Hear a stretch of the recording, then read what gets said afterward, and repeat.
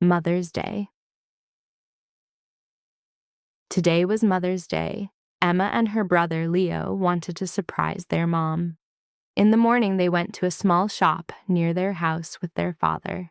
Emma bought beautiful flowers, and Leo chose a box of chocolate. They also made a colorful card at home. On the card, they wrote, "We love you, Mom." When they came home, their mother was in the kitchen making breakfast. The children hid the gifts behind their backs.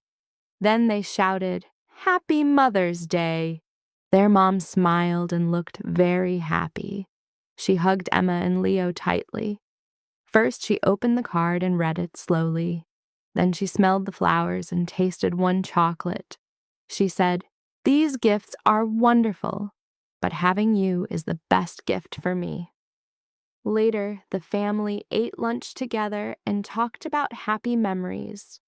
In the evening, they watched a movie and drank tea together. It was a simple day, but everyone felt warm and happy inside. Emma and Leo went to bed smiling because they made their Mother's Day special